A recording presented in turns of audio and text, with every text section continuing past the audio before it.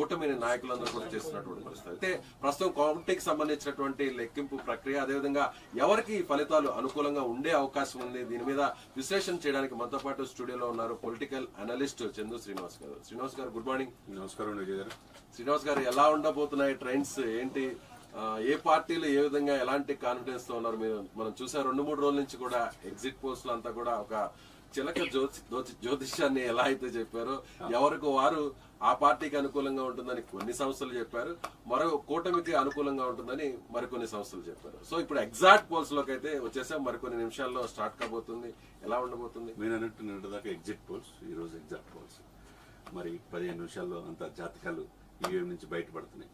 ఏదైనా కానీ భారతదేశం గొప్ప ప్రజాస్వామ్య దేశం. 64.2 లక్షల మంది ఓటు హక్కు వినియోగించుకున్న నిన్నే రాజీవ్ కుమార్ చెప్పాడు. అంటే ప్రపంచంలో G7 దేశాలు కావచ్చు, యూరోపియన్ దేశాలు కావచ్చు, ఎక్కడ లేని విధంగా ఓటు పర్సంటేజ్ భారతదేశంలో అవటం ప్రజాస్వామ్యం ఇంకా ఉంది అనే దానికి నిదర్శనం.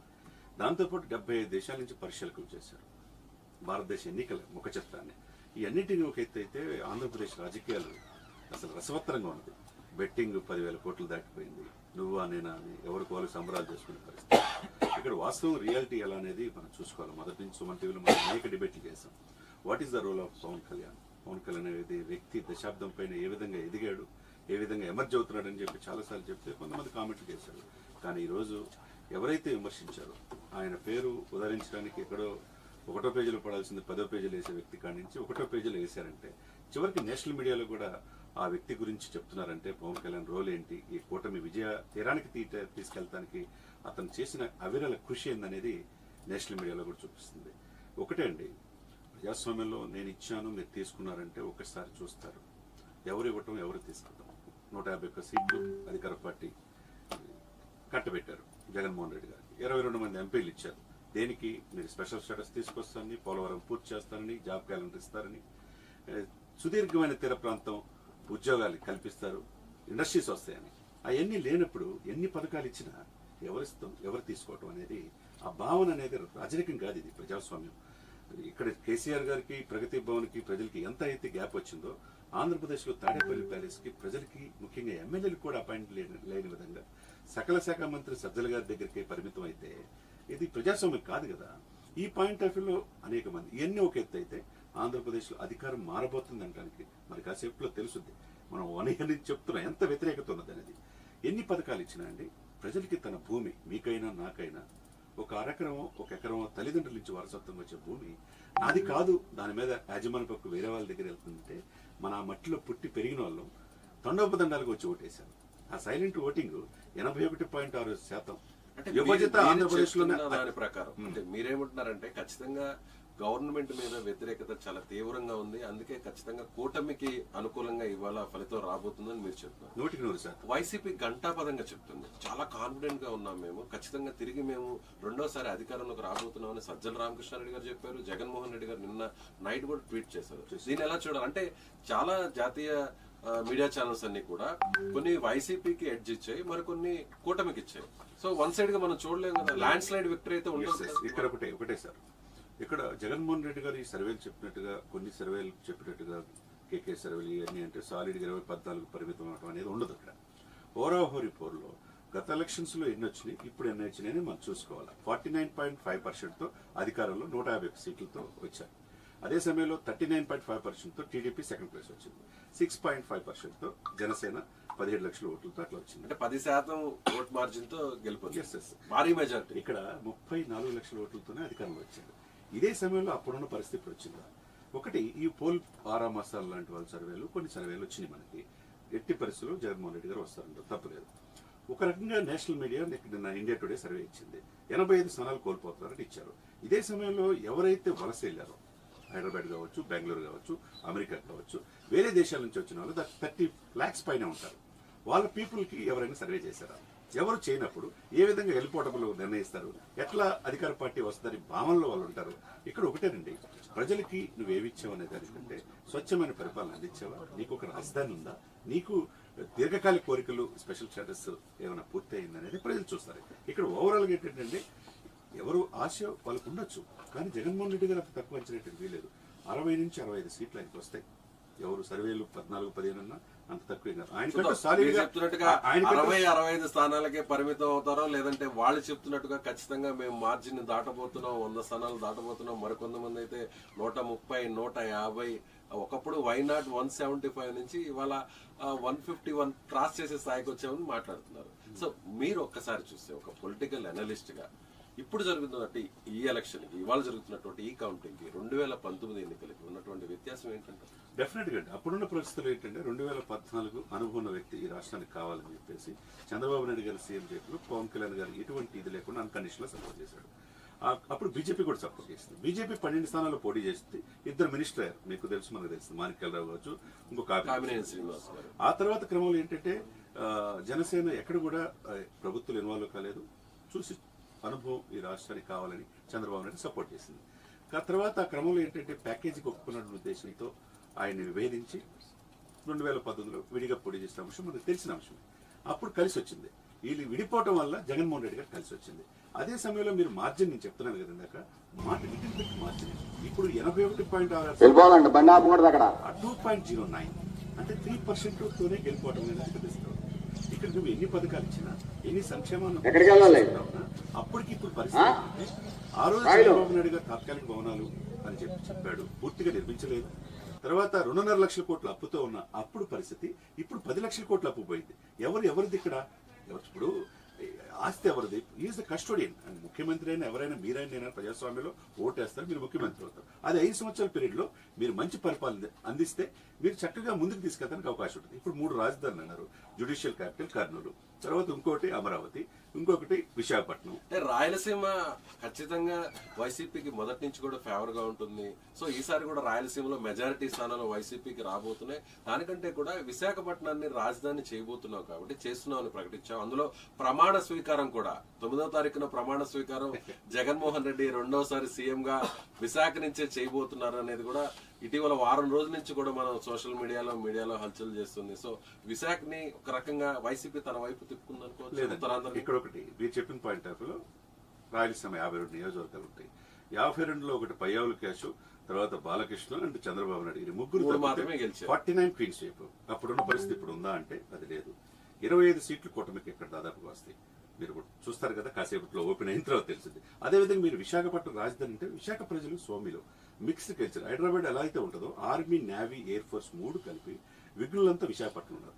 ఏ రోజు వాళ్ళు ఏంటంటే వలసలు శ్రీకాకుళం, విజయనగరం, విశాఖపట్నం నుంచి వలసలకు గురవుతున్నారు. ఎంప్లాయ్మెంట్ లేదనే పాయింట్ ఆఫ్ వ్యూ కదంటే తీర ప్రాంతం విశాఖపట్నం అంత ఉంది.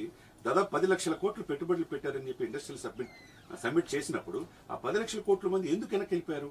ఎందుకు ఇండస్ట్రీస్ రాలా? ఎందుకు ఉద్యోగాలు రాలా అనేది చూస్తారు. ఇక విశాఖ కొండలు తొలిచి సుందరమైన మనం చాలాసార్లు డిస్కషన్ చేసుకున్నాం.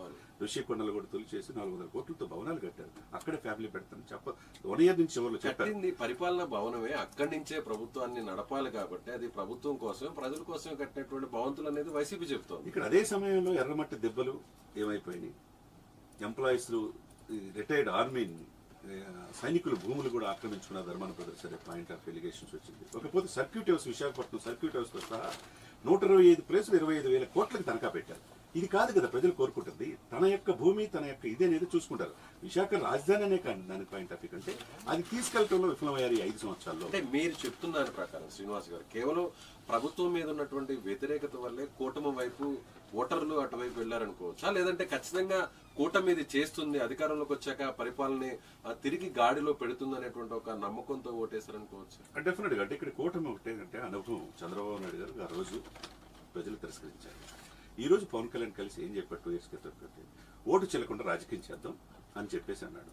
ఎక్కడైతే టర్న్ అయిందో పవన్ అనే వ్యక్తి, జనసేన అనే వ్యక్తి కలవకపోతే మళ్ళా జగనే వచ్చేవాడు. 55 రోజులు రాజమండ్రి సెంట్రల్ జైలు ఉన్నప్పుడు అన్కండిషనల్ గా చంద్రబాబు నాయుడు గారికి, టీడీపీ పార్టీకి జవజీవాలు కల్పించింది పవన్. అక్కడి నుంచే స్టార్ట్ అయిందంటే 100%. ఈ రోజున man of the match hype రావడానికి ఖచ్చితంగా పవన్ కళ్యాణ్ అంటారు. Is a game changer sir. ఇప్పుడు కాసేపట్లో మీకు తెలిసింది కదా, నేను మళ్ళా వస్తుంటాను కదా మీ దగ్గరికి. మొదటి నేను చెప్తున్నాం, ప్రధానమంత్రి మోదీ మనల్ని పొందాడంటే ఎక్కడ ఒక్క చోట కూడా గెలవకుండా ఈ రోజు రాజకీయాల్లో ఆయన పేరు ఉదరిస్తారంటే దశాబ్దం పైన ఉన్నాడు. అనేక అవమానాలు, ప్యాకేజ్ స్టార్, మ్యారేజ్ స్టార్, రకరకాల హింసించినా కానీ ఎక్కడ దొరకల. 5,500 మందికి 34 కోట్ల రూపాయలు కౌలు రైతులకు ఇచ్చాడంటే ఎంత గొప్ప మనసు, ఉద్దానాన్ని ప్రపంచం తెలియజేసిన ఎంత గొప్ప మనసు. నిజంగా పవన్ కళ్యాణ్ అనే వ్యక్తి ఆ రోజు అన్కండిషనల్ సపోర్ట్ చేయబట్టి మిత్రధర్మ ప్రకారం ఆ రోజు పోరాట పటిమ లోపించిన టీడీపీకి ఒక అవకాశం కల్పించాడు. ఈ రోజు ఓటు చెల్లకుండా ఒకటండి ప్రభుత్వ వ్యతిరేకంగా కూటమిని కలపటం, టీడీపీతో కలవటం, 2 బీజేపీని కూడా ఒప్పించి టీడీపీ వద్దల కాడి నుంచి ఒప్పించి ఎన్డీఏలో తీసుకెళ్తాం. ఇప్పటి వరకు ఎక్కడా కూడా బీజేపీ మీద ఎన్డీఏ మీద పల్లెత్తు మాట కూడా అన్నటువంటి వైసీపీ ఒక్కసారిగా గత కొన్ని రోజుల నుంచి కూడా అంటే ఆఫ్టర్ ఎలక్షన్ ఒక రకంగా స్వరం మార్చింది. బీజేపీతో పొత్తు పెట్టుకోవడం వల్లే చంద్రబాబు కీర్తులన్నింటినీ కూడా బీజేపీ సహకరిస్తూ వచ్చింది. అందుకే అధికారులను భారీ స్థాయిలో బదిలీ చేసింది. ఎలక్షన్ కమిషన్ కూడా కొంతవరకు కూటమికే సపోర్ట్ చేస్తూ వస్తుంది తన నిర్ణయాలతో అంటున్నారు. సార్ విజయ్ గారు 324 ఆర్టికల్ అనేది ఒకటి ఉంటుంది. Election commission is independent body. 280 article finance commission. Election commission ఎవరు కూడా ఉండదు. నిజాయితీ గల అధికారులు ఎవరైతే వాళ్ళని వేస్తారు ఎలక్షన్ కమిషన్, లేకపోతే ఆ ప్లేస్ నుంచి అధికార పార్టీ ఉన్నారంటే మార్చేస్తారు. అది ఇన్విటబుల్. అట్టన్నప్పుడు జవహర్ రెడ్డి గారిని ఎందుకు మార్చలేరు? సరే వీళ్ళ చేతిలో ఉన్న మనిషి కదా, డీజీపీని మార్చాలంటే అంత ఈజీ కాదు కదా. ఇదే పాయింట్ ఆఫ్ వ్యూ చూసుకోవడం. ఎలక్షన్ కమిషన్ ఎంతవరకు సరే అధికార పార్టీ ఎమ్మెల్యే అన్నాబత్తుని శివకుమార్ తెనాలిలో 9:50 ఒక ఓటర్ మీద దాడి చేయటం, దేశ చరిత్రలో ఓటర్ మీద దాడి చేయటం, అక్కడి నుంచే అది మొత్తం స్ప్రెడ్ అయిపోయింది. అధికార పార్టీకి దాడులు దిగుతుంది అనేది. చివరికి మాచర్లో ఒక టీడీపీ ఏజెంట్ ని గొడ్డలతో నరికినప్పుడు ఆ సంఘటన చూడండి. ఇక మాచర్ల పిన్నెల కృష్ణారెడ్డి అంటే ఇప్పుడు చూడండి హైకోర్టు కూడా కౌంటింగ్ హాల్ లోకి వెళ్ళకూడదు, సుప్రీంకోర్టు గైడ్లైన్స్ ఇచ్చింది. ఇది ఎక్కడ న్యాయం? హైకోర్టు ఇట్లా ఇవ్వటం, ఇటువంటి వ్యక్తులు ఈవీఎంలు ధ్వంసం చేసింది మనకు కనపడితే అని చెప్పేసి కౌంటింగ్ కేంద్రానికి కూడా వెళ్ళకూడదని చెప్పింది. ఈ రోజు ప్రతి ఎమ్మెల్యే మీద నిఘా పెట్టడం అంటే ఈ పరిస్థితి దారి తీసిన ఘటనలు ఎవరు చేశారు? అధికార చివరికి అంబటి రాంబాబు లాంటి మంత్రి కూడా నాకు 5 నియోజకవర్గాల సత్యపల్లిలో పోలింగ్ ఎలక్షన్ కమిషన్ పెట్టాలి. ఎలక్షన్ కమిషన్ సరిగ్గా నిర్వహించలేదు, పోలీసులు చేయట్లేదు అంటే అధికారం ఎవరి చేతిలో ఉంది? ఇక్కడ ఎలక్షన్ కమిషన్ అనేది ఇండిపెండెంట్ బాడీ సార్. ఎన్ని అవమానాలు ఎదురైనా వాళ్ళ రూల్ ప్రకారం ఇప్పుడు 7 దశలు కంప్లీట్ చేశారంటే నిన్న మహిళలు, పురుషులు, వికలాంగులు ఇంతమంది స్టాండింగ్ ఓవేషన్ చేశారు ఎలక్షన్ కమిషన్. ఈ ప్రపంచానికి తనమానికన్నా ఎలక్షన్ కమిషన్ మీరు విశ్వసించరు. ఎలక్షన్ కమిషన్ సరిగ్గా చేయలేదని సజ్జలు అంటారు అంబటి రాంబాబు. మీరు గెలుస్తారని నమ్మకం ఉంటే మీరు 6 బూత్లో రీపోలింగ్ చేయమని ఎట్లా అంటారు ఏమండి చెప్పండి. అదేవిధంగా పులపర్తి చూడండి ఇన్సిడెంట్ మనకి ఏం జరిగింది చంద్రగిరిలో.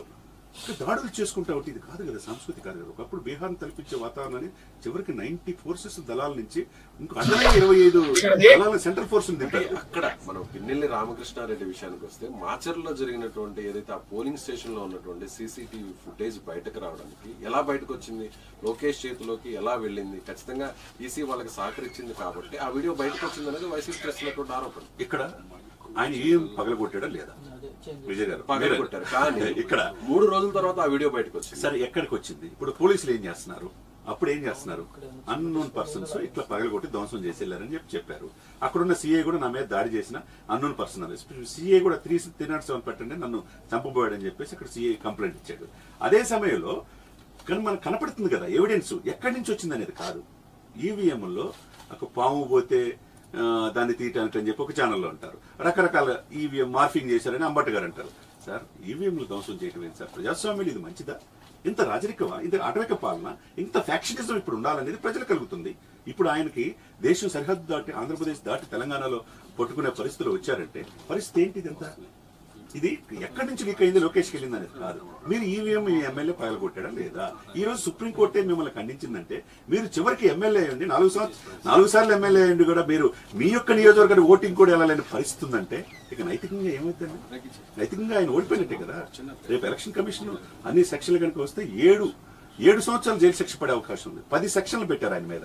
ఇవన్నీ కూడా మనం చూడాలి. ప్రజాస్వామ్యంలో మీరు ఓటేశారు, మంత్రి పదవులు, మంత్రులు సాక్షాత్తు ఆరామాసాన్ని కూడా అనేక మంది మంత్రులు ఓడిపోతున్నారు. ఎందుకు ఓడిపోతున్నారు? మంచి పరిపాలన అందిస్తే, స్వచ్ఛమైన పరిపాలన ఇచ్చినప్పుడు మళ్ళా గెలవచ్చు కదా. రైట్ శ్రీనివాస్ గారు, చూద్దాం మళ్ళీ మన విశ్లేషణలోకి వెళ్దాం.